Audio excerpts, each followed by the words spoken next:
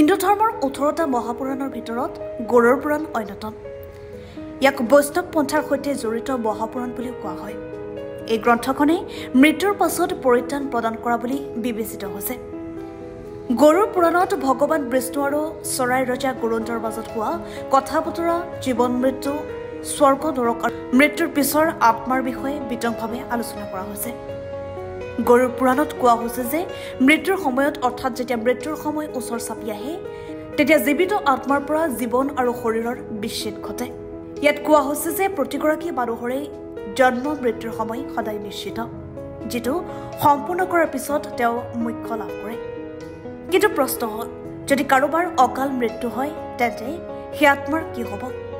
গৰুড় পুৰাণৰ মতে অকাল মৃত্যু কি আৰু তাৰ শাস্তি কি?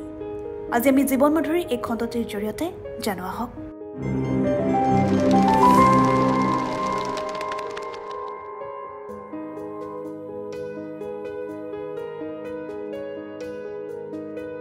মৃত্যু আৰু অকাল মৃত্যুৰ মাজৰ পাৰ্থক্য কি? গৰুড় পুৰাণৰ মতে এগৰাকী ব্যক্তিৰ জীৱনত 7টা চক্ৰ নিৰ্দিষ্ট। এই চক্ৰ সম্পূৰ্ণ কৰি মৃত্যু হোৱা ব্যক্তিয়ে মোক্ষ লাভ কৰে আৰু এই চক্ৰ সম্পূৰ্ণ নকৰাজনে অকাল মৃত্যু লাভ কৰে। পিছে এই অকাল মৃত্যুনো কি? অকাল মৃত্যুৰ শাস্তি দিয়াৰ আগতে গৰুড় পুৰাণত কোনটো মৃত্যুক অকাল মৃত্যুৰ শ্ৰেণীত ৰখা হৈছে সেই কথাটো জনাটো অত্যন্ত প্ৰয়োজনীয়। গৰুড় পুৰাণৰ আভাস অধ্যায়ত উল্লেখ কৰা আছে যে যদি কোনোবাই ভোকত কোনো হিংস্ৰ জন্তুৰ দ্বাৰা ওলমি, বিষ পান কৰি, জুইৰ দ্বাৰা, পানীত ডুব গৈ, সাপে কামুৰি, দুৰ্ঘটনা বা আত্মহত্যাৰ ফলত মৃত্যুবৰণ কৰে আৰু তাৰ পিছত তেওঁৰ অকাল মৃত্যু হয়। এই সকলোবোৰ মৃত্যুৰ ভিতৰত আত্মহত্যাক গৰুড় পুৰাণত আটাইতকৈ ঘৃণনীয় আৰু নিন্দনীয় অকাল মৃত্যু হিচাপে অভিহিত কৰা হৈছে। ভগৱান বিষ্ণুৱে আত্মহত্যাক ঐশ্বৰিক অপমানৰ সৈতে সমান বুলি কৈছে।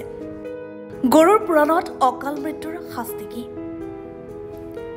গৰুড় পুৰাণৰ মতে এনে লোক যি স্বাভাৱিকতে মৃত্যুবৰণ কৰে তেওঁলোকৰ আত্মাই 3, 10, 13 বা 40 দিনৰ ভিতৰতে আন এটা শৰীৰ লয়।